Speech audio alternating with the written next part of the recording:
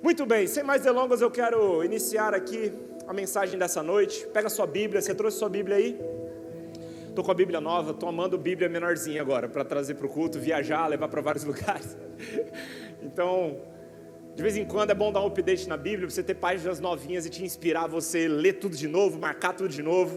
Eu fiz um update recentemente, a Bíblia antiga não jogo fora e nem dou para ninguém. Está lá em casa com todas as minhas marcações, com cheiro cheiro de manga, inclusive, porque esses dias abri uma salada de fruta na minha bolsa e a Bíblia estava junto, ela ficou toda cheia de manga. Mas é isso, vamos lá, vamos fazer uma confissão com a sua Bíblia, eu com a minha Bíblia juntos. Diga assim para si mesmo: essa é a palavra de Deus. Eu sou quem ela diz que eu sou. Eu tenho o que ela diz que eu tenho. Eu posso o que ela diz que eu posso. E nada vai impedir que ela se cumpra na minha vida. Aleluia! Você pode dar um glória a Deus? Deus é bom, irmãos. Quantas nações, quantas tribos, quantas etnias não tem ainda essa palavra traduzida para o seu idioma? Mas glória a Deus que ela chegou até nós, para que nós, os que fomos alcançados, possamos ir ao mundo todo, levar o evangelho a toda criatura, amém? Glória a Deus! Vamos lá, eu quero dar continuidade com você na série Triunfo, que nós estamos ministrando nesse mês de junho. Eu estou com muita expectativa para essa noite, onde nós vamos falar sobre coisas que eu acredito que são extremamente importantes e fundamentais a serem ditas, lembradas, revividas por nós, enquanto estamos caminhando, seguindo o autor e consumador da nossa fé. Se você não me conhece, muito prazer, eu sou o Lucas Paulo. Eu e minha esposa temos tido a honra de liderar essa comunidade na fé, enquanto estamos plantando também essa igreja. Estamos no início de uma obra aqui. Você pode olhar ao seu redor e ver que nós estamos aperfeiçoando a nossa estrutura, ainda estamos no início disso, mas nós temos caminhado já há pouco mais de 2 anos como família na fé, e tem sido um privilégio tão grande ver aquilo que Jesus tem feito, não apenas num lugar, mas em nós primeiramente como família na fé, em nós, em cada lar, em cada casa, em cada família. Isso é impagável para nós, não tem preço. Então eu sou muito grato por participar dessa casa e dessa família. E se você está chegando aqui hoje pela primeira vez, seja muito bem-vindo, receba também o nosso acolhimento, amém? Espero que você esteja se sentindo acolhido. Eu não sei como é que você chegou aqui nessa noite, mas talvez você esteja em uma estação da vida onde esteja se sentindo muito cansado, sobrecarregado, talvez como se um rolo compressor, sabe aquele rolo que comprime um asfalto? Talvez você tenha chegado aqui como se um rolo compressor tivesse passado por cima de você. Talvez você tenha lidado com muitas angústias, com muitos medos, com muitos temores. Eu não sei como é que você está, mas essa palavra é para você que talvez esteja lidando nesse momento com alguns dramas, com algum drama na sua vida pessoal. Talvez você esteja enfrentando um momento de depressão, talvez você esteja enfrentando a dor do luto, ou talvez a dor da separação. Talvez você esteja lidando com a dor do abandono, talvez você esteja lidando com vícios, talvez você esteja lidando com a frustração de caminhar acorrentado em pecados que tem trazido um peso aos seus ombros, ao ponto de que você se sente tão sobrecarregado que está ao ponto de desistir. Sabe quando a gasolina entra na reserva? Talvez esse ponteiro está sinalizando para você de que a sua bateria, de que o seu combustível ele está muito baixo, ao ponto de você estar num nível de exaustão como nunca antes. Eu não sei se você está aqui e se identifica com algumas dessas coisas, mas mesmo que não, a verdade é que, independente de como nós estamos nesse momento, existe uma verdade bíblica que diz para mim e para você que nós precisamos descansar. E esse é o título da mensagem dessa noite: você precisa descansar. Olha para a pessoa que está do seu lado e diga para ela: você precisa descansar. Olha para a pessoa do outro lado, diga isso também. Glória a Deus. Porém, se você se sente assim, tenha certeza que este cansaço a qual eu me refiro não é um cansaço apenas físico, até porque se fosse seria muito fácil de resolver. O cansaço ao qual eu me refiro não é apenas o tipo de cansaço que nós corrigimos com algumas noites de sono bem dormidas. Qualquer pessoa precisa de uma quantidade variável de descanso para ter uma qualidade de vida saudável. Mas o descanso ao qual me refiro provém de um cansaço que não é apenas um cansaço natural. Hoje eu quero mergulhar com você na palavra para que a gente possa entender a forma ou a fórmula ou o segredo que Jesus revela a nós pela palavra, para que nós venhamos então a triunfar sobre todo tipo de cansaço emocional e espiritual. Amém. Se você está no ápice da sua vida espiritual, receba isso como uma vacina para o dia mau. Porque quando Jesus ele diz para os seus discípulos o que está dito lá em Marcos no capítulo 11, versículo 28, quando ele proclama aquilo para o povo que estava o ouvindo naquele momento, nós precisamos tomar como princípio aquilo também para a nossa vida, independente do nosso estado atual. Essa é uma mensagem universal para todo aquele que está com os olhos em Jesus. Amém? Então abra sua Bíblia comigo lá em Mateus, no capítulo 11, 28. Eu citei Marcos, mas é Mateus. Mateus, no capítulo 11, versículo de número 28.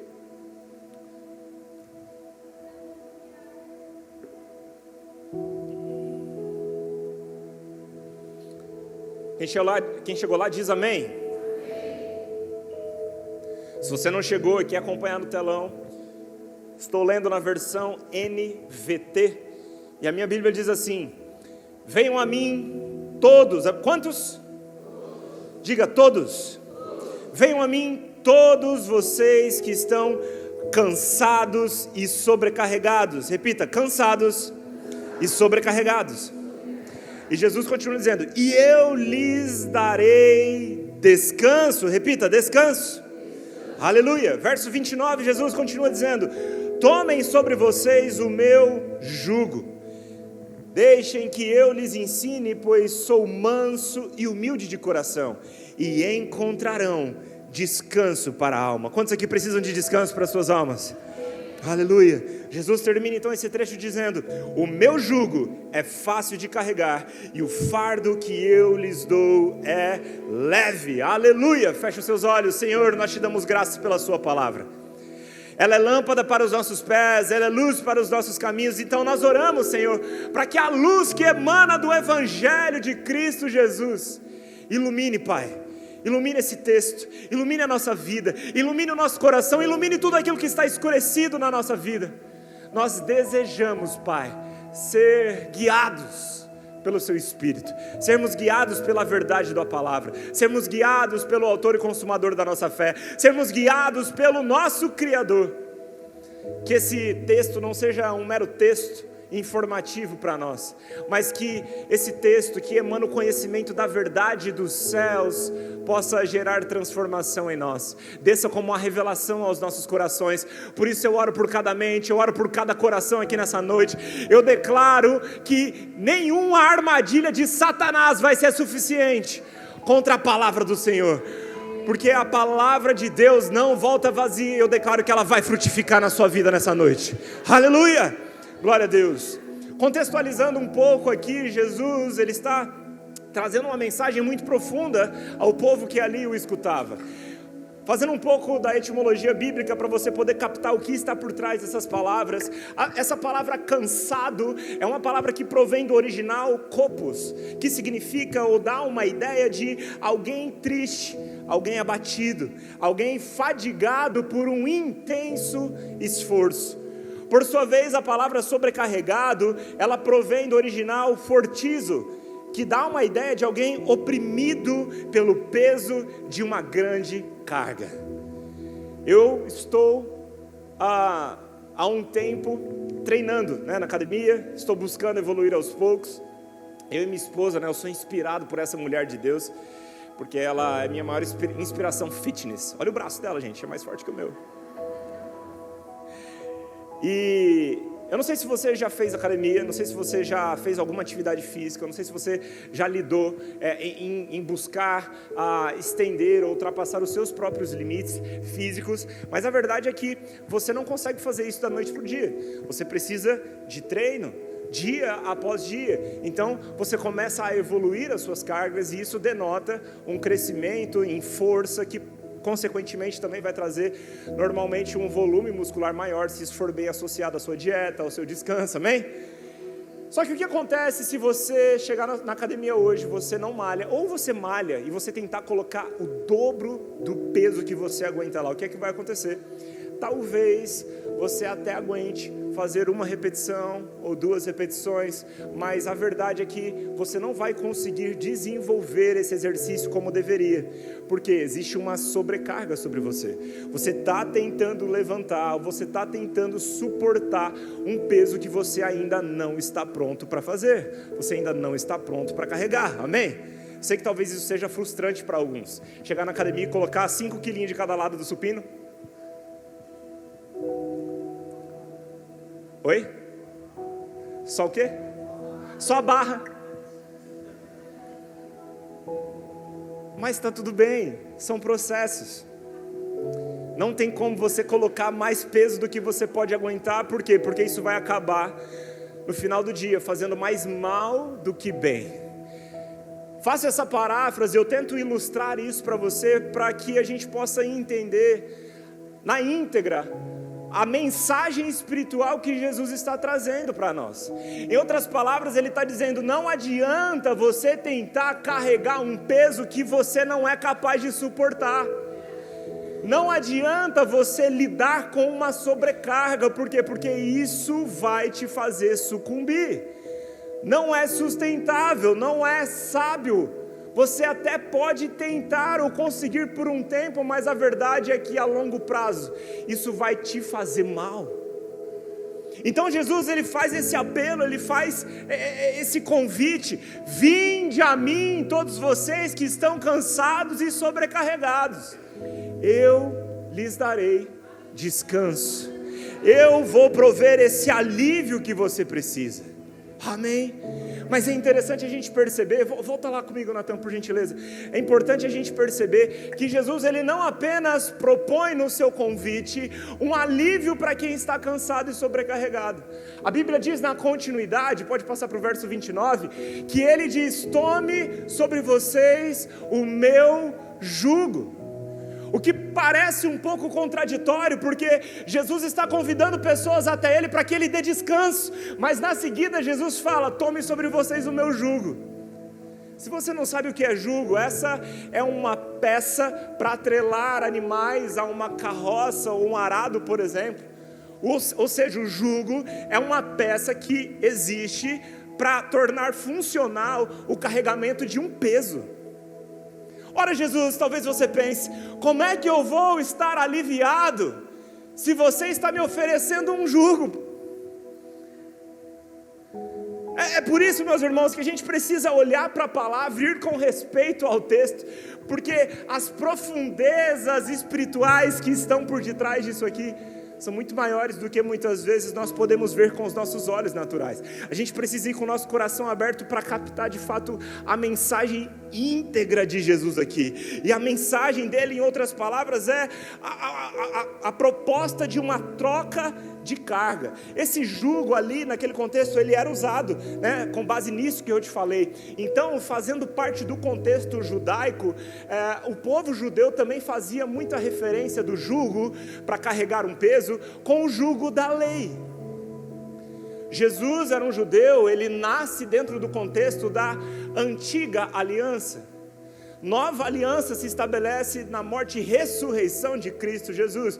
Embora esse texto seja Novo Testamento, Jesus está aqui dentro da antiga aliança, falando com um povo que vivia debaixo da lei. Então, fazendo a paráfrase, o povo aplicava o jugo para falar sobre a lei de Moisés. 613 mandamentos dados por Deus para conduzir o povo, desde a libertação do cativeiro até a terra prometida, mas não somente isso, mas para guiar e conduzir o povo, para ser o nosso tutor até Cristo Jesus. Então Jesus, como um judeu, ele está falando com o povo naquele contexto, propondo uma troca, e sendo o jugo algo utilizado para aplicar uma referência ao peso da lei que era impossível de carregar, Jesus propõe essa troca. Você está entendendo onde que Jesus está aqui? Você está entendendo a referência que Jesus está usando? Jesus está usando a referência do jugo para falar sobre um peso que nós não podemos carregar, peso ao qual naquele contexto fazia referência ao peso da lei. Peso da lei que Paulo fala em Romanos no capítulo 3, versículo 19, da seguinte forma: é evidente que a lei se aplica àqueles a quem ela foi entregue, pois o seu propósito é evitar desculpas e mostrar que todo mundo é culpado diante de Deus, pois ninguém, repita comigo, ninguém será declarado justo diante de Deus por fazer o que a lei ordena. A lei simplesmente mostra o quanto somos pecadores. Aquele peso impossível de suportar, aquela lei que era impossível de ser cumprida, tinha uma finalidade: mostrar ao povo a necessidade que eles tinham de um Salvador. Por mais que eles se empenhassem tanto, por mais que eles fizessem o seu melhor, um povo em necessidade de um Salvador, um povo acometido pelo pecado, um povo que está debaixo da maldição adâmica, não seria capaz de cumprir as ordenanças de Deus. Então isso era o sobrepeso, essa era a sobrecarga, esse era o peso que o povo não era capaz de suportar. Então Jesus Cristo, o Nazareno, chega e fala: ei, vamos trocar o jugo. Você me dá o seu peso e eu te dou o meu. E sabe o que é interessante, irmãos? É que quando Jesus ele propõe essa troca de jugo, esse peso de Jesus, esse jugo que Jesus nos dá, não se compara à sobrecarga que tínhamos. Afinal de contas, esse peso desse jugo é como o peso da cruz. Quando Jesus propõe uma troca de jugo, Ele está propondo também como o convite que Ele faz para nós carregarmos a nossa cruz e o seguirmos. Essa cruz é uma cruz que nos faz lembrar que Ele morreu nela. Essa cruz é uma cruz que nos faz lembrar que o castigo que nos trouxe a paz estava sobre Ele, pelas suas pisaduras nós fomos curados. Essa cruz nos faz lembrar que nenhuma condenação há para aqueles que estão em Cristo Jesus. Então a troca de jugo, esse jugo que Jesus nos oferece, é uma oportunidade, é uma lembrança de que agora em Cristo Jesus nós fomos feitos novas criaturas. É ter a lembrança de que nada nos separará do amor de Deus. É ter a lembrança de que maior é o que está em nós do que aquele que está no mundo. É ter a lembrança de que Jesus despiu Satanás e o colocou debaixo dos nossos pés. Então esse jugo, irmão, não é para nos pesar, mas esse jugo é para nos fazer mais fortes. Esse jugo é para nos fazer perseverar no dia mau. Esse jugo é para nos fazer continuar com os olhos fitos no autor e consumador da nossa fé. Porque ainda que talvez circunstâncias se levantem no dia mau, esse jugo me faz lembrar que tem alguém que venceu por mim. Aleluia! É nesse lugar, irmãos, que nós encontramos o descanso necessário. Ah, pastor, mas o descanso que eu preciso é de uns dias no resort. Não, esse descanso ele não traz alívio para a sua alma. Você pode até descansar o seu corpo, você pode até ganhar todo o dinheiro do mundo, você pode gastar a sua vida atrás dessas coisas terrenas, mas vai continuar com a alma fadigada, vai continuar com a alma clamando por uma resposta que não provém dessa terra. É por isso que Jesus nos faz esse convite, porque o jugo dele é suave, o fardo dele é leve. Aleluia!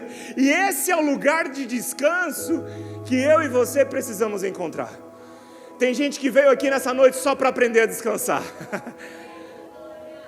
Eu quero de todo o meu coração que nós saiamos daqui nessa noite com a convicção e com o entendimento que nós precisamos aprender a descansar.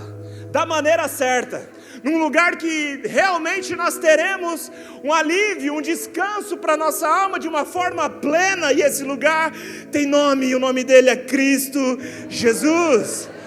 Aleluia! Tem gente que acha que descanso é um pecado. Tem gente que acha que o descanso é um pecado. E tem gente que acha que descanso é algo que você faz só quando você está cansado. Agora eu te pergunto, Deus na criação ele descansou. Depois de ter criado os céus e terra, ter feito tudo o que fez, a Bíblia diz que Deus descansou. Agora eu te pergunto, Deus se cansa? Será que Deus, em sua infinitude, em sua soberania, em seu infinito poder, em sua infinita majestade, será que Deus ele se cansa? Agora Deus ele estava ali nos ensinando um princípio, porque de fato esse Deus ele não se cansa. Em sua infinitude, em sua onisciência, em sua onipresença, em seu infinito poder e glória, Deus não se cansa. Agora, Deus está ali nos ensinando um princípio importante, que é um princípio da contemplação. Essa palavra no original, ela não indica uma recuperação de um cansaço físico, ela indica uma contemplação daquilo que foi feito. Ou seja, é sábio que a cada estação, a cada fim de estação, a cada término de projeto, por exemplo, que você descanse, que você contemple, que você possa contemplar aquilo que foi feito, contemplar o fruto do seu trabalho, contemplar a graça de Deus que te fez atravessar uma estação na sua vida, amém? Mas o que nós precisamos no Senhor, para que a gente possa ter então esse lugar de cansaço espiritual preenchido, não é um descanso natural.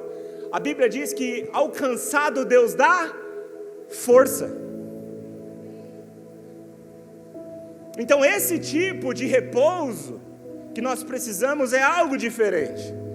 É por isso, meus irmãos, que nada pode substituir o nosso lugar na presença de Deus, nosso lugar na adoração ao Senhor. Porque se nós estamos substituindo algo no lugar disso, talvez na nossa métrica humana pensemos que a nossa produtividade está sendo aumentada, mas a verdade é que nós estamos deixando de ter aquilo que nós realmente precisamos, um combustível espiritual que nada e nem ninguém é capaz de suprir. É por isso que Salmo 127, a Bíblia diz no versículo 2, é inútil trabalhar tanto, desde a madrugada até tarde da noite. Posso ouvir um amém? Eu vou repetir para nós, paulistanos, termos isso muito bem claro. É inútil, repita comigo, inútil. É inútil trabalhar tanto desde a madrugada até tarde da noite e se preocupar em conseguir alimento, pois Deus cuida dos seus amados enquanto dormem. Aleluia! Não é sobre viver dormindo e esperar que alguma coisa aconteça, mas é sobre aprender a confiar em Deus ao ponto de conseguir descansar nele. Nada deveria roubar a sua capacidade de dormir, meus irmãos. Se o trabalho está ocupando esse lugar na sua vida, é hora de você repensar as suas prioridades, é hora de você repensar cada passo do seu dia. O trabalho é bíblico, o trabalho é uma bênção. A Bíblia não nos manda sermos preguiçosos, amém? Glória a Deus. Inclusive a Bíblia diz, aquele que não trabalha, que também não coma. Mas se o trabalho estiver roubando a sua adoração, deixou de ser uma bênção e passou a ser uma maldição. Eu vou repetir para você captar isso no seu coração. Se o trabalho começou agora a roubar a sua adoração, ele deixou de ser uma bênção e passou a ser uma maldição para você. Se o trabalho está afastando você de Deus, é melhor você repensar o seu trabalho. Se você está ocupado demais para orar, você precisa repensar urgente as suas prioridades. Não vale a pena substituir sua interação com os céus por nada que essa terra tenha a te oferecer. Alô?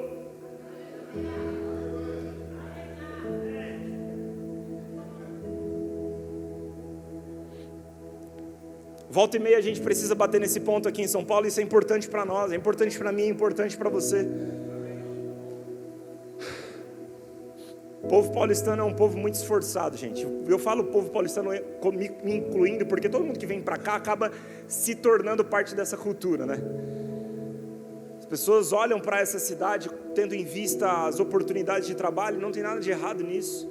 Talvez Deus, Ele te promoveu, Ele te trouxe para cá através de uma porta de trabalho, mas nós que somos guiados pelo Espírito Santo sabemos que isso não é o fim de todas as coisas, mas aquilo que fazemos com o Senhor é um meio para que a finalidade seja a glória a Ele. A finalidade seja o ministério da reconciliação sendo cumprido. Você anunciando ao mundo que existe reconciliação com o Pai, por intermédio de Cristo Jesus, amém? Glória a Deus. Talvez você ande cansado porque está preocupado demais, mas você pode escolher viver se lamentando pelo que não tem controle, ou escolher se posicionar no que está ao seu alcance e confiar num Deus que trabalha para os seus enquanto Ele dorme. Olhe para a pessoa que está do seu lado e diga para ela: quem crê descansa. Quem crê descansa. Nós precisamos aprender a descansar, porque, meus irmãos, às vezes nós precisamos ter fé o suficiente para não fazer mais nada.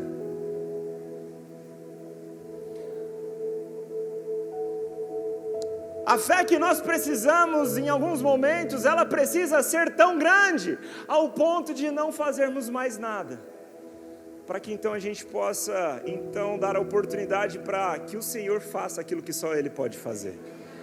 É nesse lugar, por exemplo, que acontece a ressurreição de Lázaro.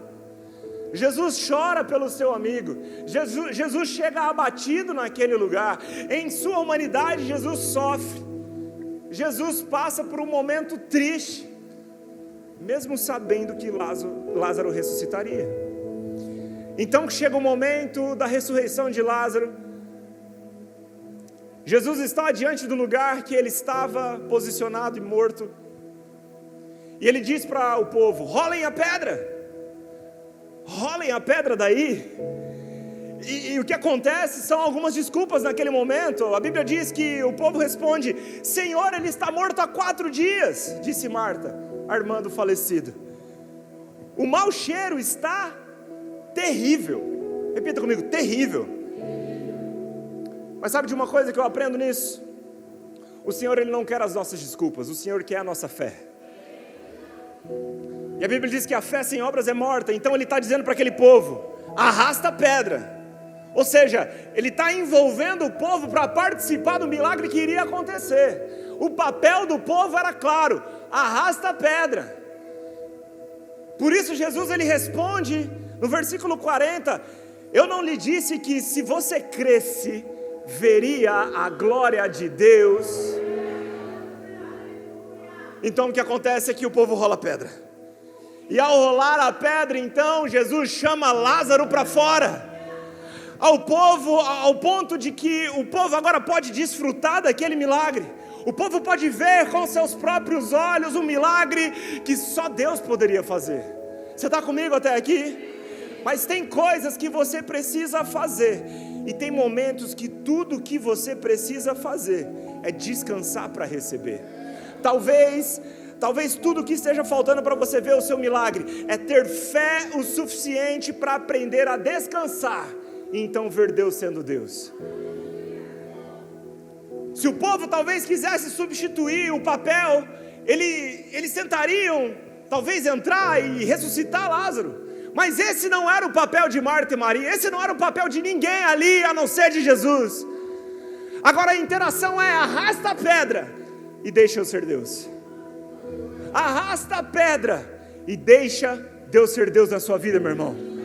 Em outras palavras, faz o que você pode fazer, faz o que está ao seu alcance. Tem coisa que você precisa fazer, mas quando as suas forças se esgotam, não coloca a mão onde Deus vai fazer um milagre. Talvez tudo que esteja faltando na sua vida para você ver um milagre acontecer, é você parar de se intrometer onde Deus deseja trabalhar. Não tente fazer por Deus, meus irmãos. Então a pergunta é: você fez o que precisava fazer? Você rolou a pedra? Porque se você pode rolar a pedra, role a pedra. Agora não faz sentido. Se você está tentando fazer tudo com a força do seu próprio braço, você precisa de Deus para quê? Existe um momento onde nós precisamos ter a consciência desse limite. A fé, ela deve nos levar a nos movimentarmos mesmo sem vermos, porque a fé é a certeza daquilo que não podemos ver e a convicção de coisas que esperamos. Então não espera um cenário favorável para se mover. Lázaro estava morto há 4 dias, naturalmente falando ele poderia ressuscitar ou não? Não! O cenário era desfavorável, mas tinha uma voz de Jesus: rola a pedra. Eu não sei o que Jesus está mandando você fazer na sua vida. Aquilo que Ele está te pedindo para fazer, na maioria das vezes não vai fazer sentido algum. Mas se Ele está mandando você fazer, faça. É possível que a pedra seja rolada, então role a pedra. Mas depois que rolar a pedra, depois que as suas forças ou a sua capacidade se esgotar, essa é a hora de Deus ser Deus.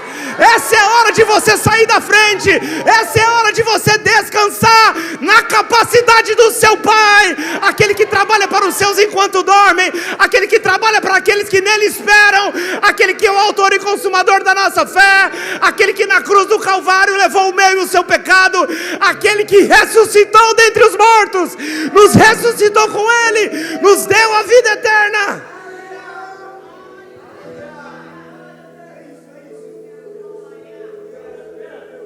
Eu não sei quais são as pedras que Jesus tem mandado você rolar,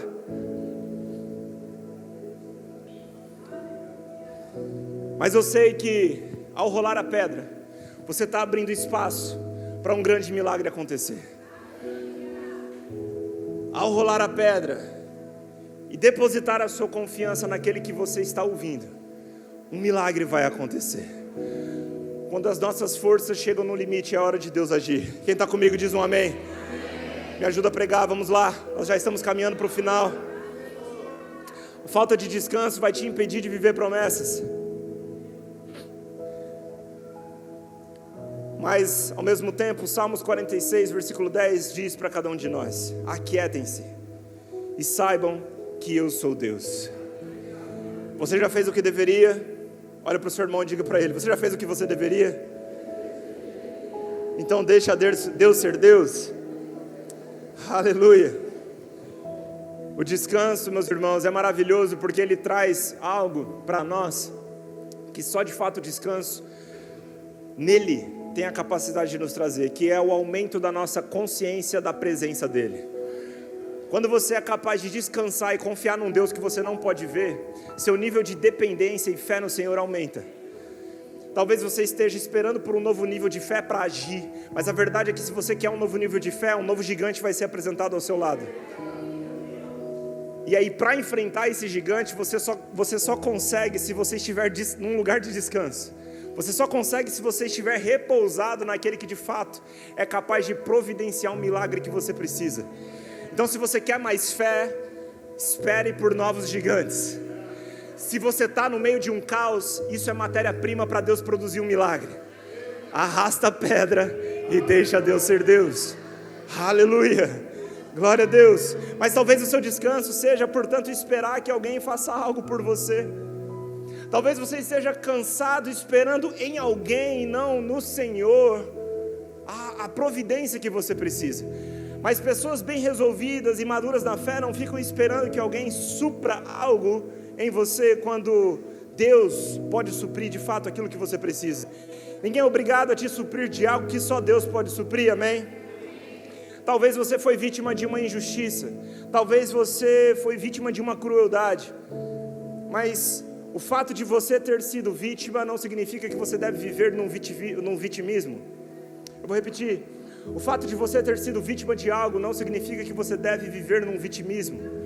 Chegou a hora de você se posicionar. Chegou a hora de você deixar de ser refém do seu passado que tem te estagnado. Chegou a hora de você se posicionar num lugar em Deus que você encontra tanto consolo e repouso para a sua alma, quanto força para você prosseguir e ver Ele fazendo algo novo na sua história. Aleluia! Glória a Deus. Mas deixa eu te falar uma coisa: descansar e confiar não deve vir acompanhado de murmuração. Porque se você está de fato descansando e confiando, você não deveria estar murmurando. Ou se você está murmurando, isso é um sinal de que você não está confiando. Tem pessoas que são especialistas em viver uma vida de murmuração. Quando virou esse ano, né, de 2023 para 2024, uma das coisas que eu coloquei em mente como um alvo para a minha vida é reclamar menos, agradecer mais, reclamar menos, agradecer mais. Porque de fato, assim como o Vinícius pregou aqui no momento de generosidade, o poder da morte para a vida estão na língua. Então se você está murmurando, meus irmãos, não faz sentido, não condiz com o que a Bíblia diz, que o justo viverá pela fé. Porque se você vive pela fé, você fala o que a fé diz. E se você espera que a vontade de Deus, que é boa, agradável e perfeita, se cumpra na sua vida, você não vai ficar gerando morte com a sua boca, amém?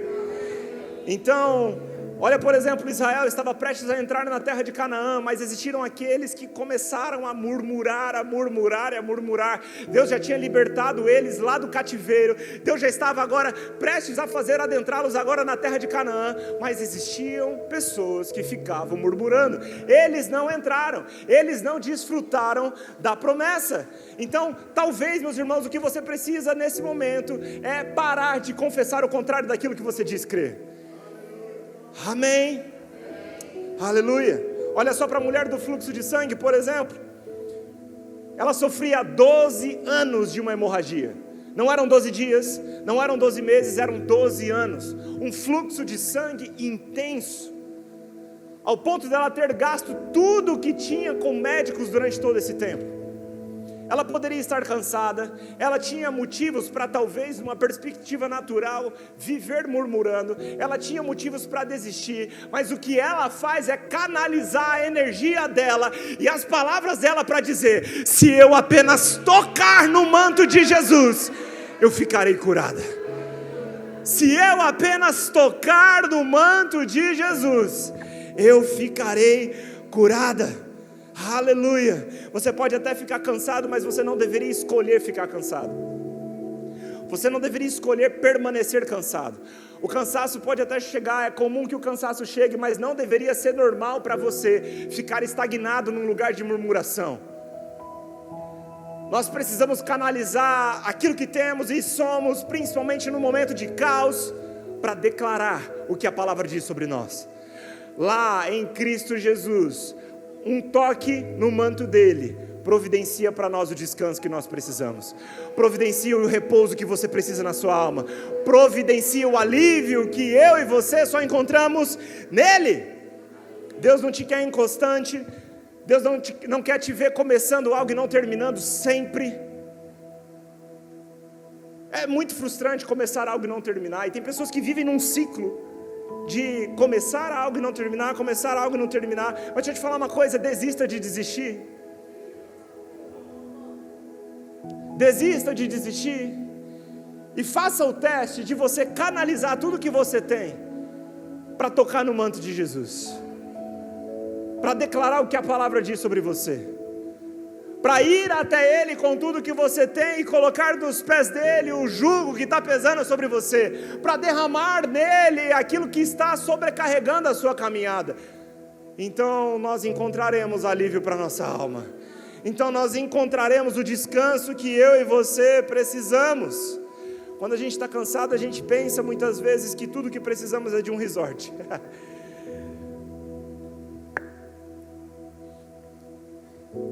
Mas a verdade é que, mesmo isso sendo bom, nada se compara com o descanso que nós encontramos em Cristo. Porque o descanso não é um lugar, o descanso é uma pessoa. É por isso que Paulo é capaz de escrever sobre a alegria enquanto está preso. Ele Ele não estava em Dubai, ele não estava no resort, não estava na praia. Paulo estava preso. E ele foi capaz de escrever sobre a alegria, porque a alma dele estava repousada num lugar onde as nossas forças são renovadas dia após dia. Aleluia, obrigado, Senhor. É por isso que Salmos 23, versículo 1 ao 3 diz o seguinte: o Senhor é o meu pastor e de nada terei falta, em verdes pastagens me faz repousar e me conduz a águas tranquilas, restaura-me o vigor. Isaías 40, 29 diz: ele fortalece ao cansado e dá grande vigor ao que está sem forças.